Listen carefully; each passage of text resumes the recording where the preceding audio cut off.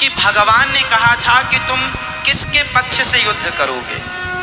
बर्बरीक जी ने कहा जो हारेगा मैं उसके पक्ष से युद्ध करूंगा। तो भगवान को पता था कि कौरव हारेंगे और कौरव हारेंगे तो यह कौरवों के पक्ष से युद्ध करेगा और कौरवों के पक्ष में यदि इतना बड़ा योद्धा खड़ा हो जाएगा तो कौरवों की शक्ति बढ़ जाएगी। पर ये कौरव वही लोग हैं जो भरी सभा में एक नारी का अपमान करते हैं कपड़े उतार कर। तो ऐसे दुष्टों की सेना में ये जाकर उनका बल बढ़ाएं, इसलिए भगवान ने ना चाह करके भी सिर काट दिया।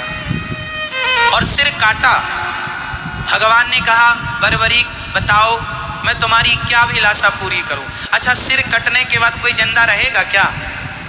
बोलो। पर भगवान ने बर्बरीक जी को जिंदा रखा ना, क्योंकि भगवान के हाथ में मृत्यु है साहब। भगवान मरे को जिंदा कर सकते हैं। बताइए भगवान श्री कृष्ण ने किस मरे आदमी को जिंदा किया था? बताओ आप।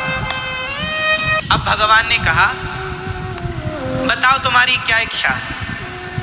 बर्बरीक ने कहा मैं आपके हाथ से मरना चाहता था, इसलिए मैंने जिद की आपसे, मैं आपके हाथ से मृत्यु चाहता था।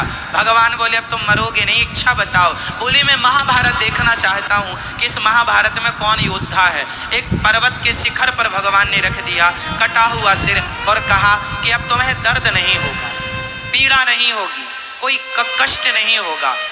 रखा। 18 दिन तक खूब युद्ध हुआ।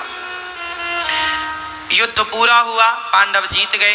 कुछ दिन के बाद भगवान बर्बरीक जी से मिलने गए पांडवों को लेकर। भगवान ने बर्बरीक जी से कहा भैया बताओ कि महाभारत में तुमने सबसे बड़ा योद्धा किसे माना है, किसे आप बड़ा योद्धा मानते हैं? अर्जुन को लगा अपना ही नाम आएगा, गांडीवधारी। भीम भैया बोले हमारा गदा काम कर गया है। पर बर्बरीक जी ने मुस्कुराते हुए कहा प्रभु इस महाभारत में मुझे आपके सुदर्शन चक्र के अतिरिक्त कुछ दिखाई ही नहीं पड़ा। पांडवों का अर्जुन जो बाण छोड़ता था अपने गांडीव से, वो 10 कदम पे जाके गिर जाते थे। वो तो आपका सुदर्शन चक्र उन्हें गति प्रदान करता था, उन्हें बल प्रदान करता था।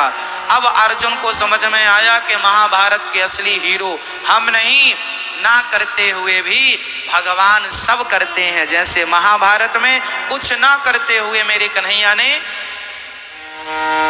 सब कुछ किया, भगवान ना करते हुए सब कुछ करते हैं।